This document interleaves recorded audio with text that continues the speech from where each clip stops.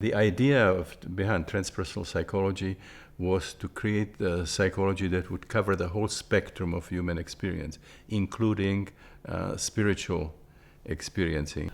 So, of these people, and you've seen so many, do you have any idea of the prevalence of spiritual emergency versus ordinary psychosis? I think myself it's a very large group.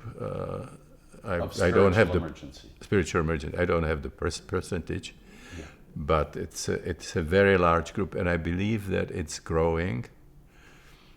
And the reason for it, the way I see it, is that you see there is a kind of a reciprocal relationship between how much energy you put into your self-exploration and how much you put into your acquisition of external things.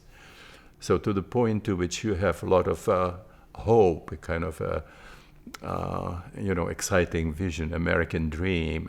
You're going to get a house and a bigger car and a better position and so on.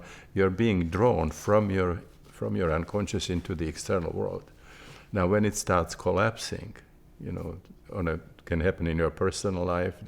Your relationship collapses. You lose your job.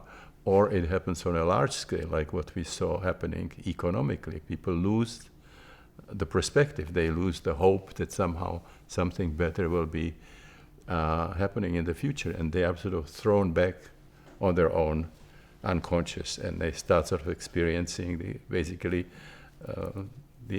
what's happening in the inner world, which is a problem, but it could also be a tremendous opportunity. Unfortunately, people who are in this spiritual emergency and would have a chance to transform in a species that would have much better chance to survive, those are seen as the sick ones. They get the labels, they get the tranquilizers.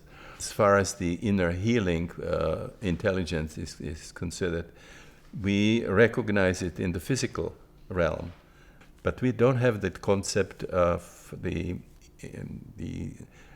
psyche having a self-healing intelligence.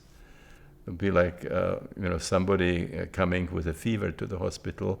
We say, what do we do? Well, put him on ice, and you'll see the temperature going down, and you'll be very happy how much you help. You're not asking the question why the fever was there. And so when I was a beginning psychiatrist, there were still kind of two schools. There was the uncovering and the covering. The covering was you use just suppression of symptoms. The uncovering was you do something, some process, psychotherapeutic process, depth psychology and so on, trying to go to the core, to the underlying reason. And now what we see more and more, for a variety of reasons, not the least of which is the influence of the pharmaceutical companies, you see more and more shift towards trying to solve everything with this suppression of symptoms. It's something that gets mobilized in those states that I call holotropic, states that are part of the shamanic initiatory crisis, or the kind of states that they induce in their clients. The kind of states of consciousness that you see in rites of passage of various native cultures, the kinds of states that the initiates experience in the mysteries of death and rebirth, the states that the yogis experience, the Buddhists, the Taoists, the Kabbalists, the Christian mystics, and so on. So all those have that potential. I mean, to bring about emotional and psychosomatic healing, and we don't really sort of recognize that. We have actually pathologized all non-ordinary states, and even outlawed some of the contexts or some of the means in which people could have those experiences, rather than supporting them. I believe, like many people in the transpersonal circles, that the problems that we see in the world are just symptoms that they have one common denominator, which is the level of consciousness evolution of the human species, and that we probably cannot solve the crisis without some really significant inner transformation. And we know that the means are available. I mean, that the transformation is possible.